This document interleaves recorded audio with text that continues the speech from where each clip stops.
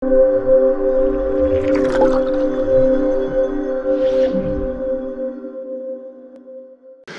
nous adhérons à ce mouvement de grève qui est décrété à partir de Dakar par les fédérations nationales des boulangers du Sénégal et pour une durée de 72 heures. Et Dakar, à part Ziguinchor, Dakar a commencé aujourd'hui et nous emportons le pas pour démarrer, nous, à partir de demain, pour 24 heures qui restent. Donc, nous sommes partants parce que nous défendons la même cause, nous avons les mêmes problèmes, nous vivons les mêmes réalités. Donc, nous sommes dans ce mouvement. Et voilà. Qu'est-ce qui est à l'origine de cette grève? Bon, l'origine, c'est très simple. Nous produisons du pain à partir de la farine. Nous travaillons, nous sommes une entreprise. Nous devons au moins gagner quelque chose pour faire face aux exigences les plus élémentaires de la production. Donc, depuis 2019, il faut que la population comprenne cela. C'est en 2019 que le prix du pain devait augmenter. Ce n'est pas nous qui le disons, mais c'est l'État qui en était conscient et qui avait instruit ses agents du ministère du Commerce répartis en 3 commissions pour travailler autour du secteur, ce qui se passe dans le secteur réellement. Il y avait une commission qui travaillait autour du prix de la farine, une commission qui travaillait autour de la réglementation et une autre commission qui travaillait pour voir le prix du pain. Les 2 commissions ont été adoptées et maintenant, lorsque nous avons fait une évaluation en tant que boulanger, se basant sur la structure de pain, nous avions trouvé 1,15 francs, si je ne me trompe, par gramme. Le résultat, le pain qui coûte 150 actuellement à Dakar devait coûter 180 selon cette étude, sinon plus. L'État a dit non, c'est trop parce que la population, ceci, cela, comme on a l'habitude de le dire, c'est un produit social, il faut penser aux populations, etc. D'accord.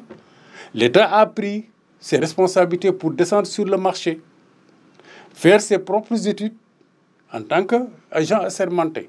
Et ils ont trouvé, selon eux, 0,95 par gramme. Ce qui fait que le pain de 190 à Dakar devait coûter plus que cela. Au moment de recevoir les travaux de cette commission, le ministre qui devait présider cette réunion est appelé au téléphone. 30 minutes après, elle revient pour dire que non, maintenant on laisse ça, on va essayer de créer un format supplémentaire. C'est quoi un format supplémentaire pour eux? On va augmenter le poids à 230 grammes pour vendre ça à 200 francs. Et ce format supplémentaire ne pourra être vendu qu'au niveau de la boulangerie. Et on maintient les autres formats comme format standard pour vendre ça au niveau de la population. Ça vraiment... on ne sait pas pourquoi penser à cela. Tu ne peux pas avoir un pain qui coûte 175 ici à Ziguinchor et on va acheter à 200 francs. Ça, c'est clair. On a dit non. Et jusqu'à présent, je dis en 2019, le prix de 2019. Par la suite, il y a beaucoup de choses qui ont augmenté. Les intrants, levures, améliorants, même la glace a augmenté. La population a augmenté sa glace. Même la population, parce que nous utilisons la glace. Même le sel a augmenté. Les salaires ont augmenté en 2020. Et à l'horizon, on va attendre à des augmentations parce qu'on a révisé la classification des travailleurs de la boulangerie. Et je pense que cela va entraîner encore d'autres augmentations de salaire, etc., etc. Nous n'avons rien dit. Aujourd'hui, le prix du blé a augmenté sur le plan mondial, d'une manière inquiétante d'ailleurs. Les meuniers ont dit que nous ne pouvons plus continuer.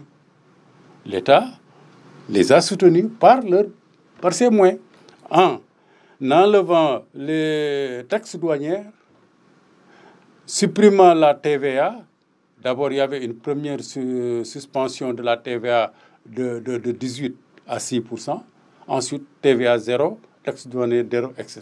Mais malgré cela, la farine, le blé a augmenté, le prix du blé a augmenté encore. Maintenant, les meuniers disent que non, maintenant, on ne peut plus. Malgré cela, on ne peut pas continuer à travailler comme ça. Ils ont dit que maintenant, il faut qu'on augmente. Eux, ils ont fait leur calcul. Ils ont trouvé 19 183 pour le sac de farine.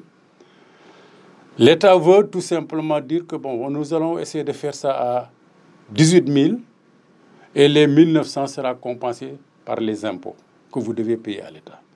Et à partir de ce moment, on n'augmente pas le prix du pain. Donc, si nous partons en grève, c'est l'État lui-même qui a ouvertement dit partout que le prix du pain ne sera pas augmenté, malgré qu'on va augmenter le prix de la farine. C'est inadmissible. Nous sommes une entreprise.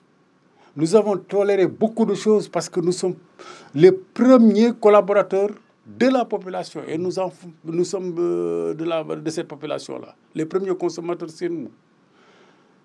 La boulangerie, c'est la plus grande entreprise. Si les gens ne s'en rendent pas compte. Ce n'est pas le personnel de la boulangerie seulement qui est là-bas. Mais vous sortez la nuit, vous sortez le petit matin, la femme qui vend ses trucs, ses ndambé, etc., avec le pain. Mais c'est un gagne-pain. Il nourrit une famille, il prend la scolarisation de ses enfants à cause de ça. Donc nous gérons tout cela. Mais avec quoi? Nous ne pouvons pas acheter à 25 francs et vendre à 15 francs. Ce n'est pas possible. Nous avons patienté de 2019 à nos jours, ça suffit. Maintenant, si l'État dit ouvertement, c'est parce que l'État ne veut plus qu'on fasse du pain.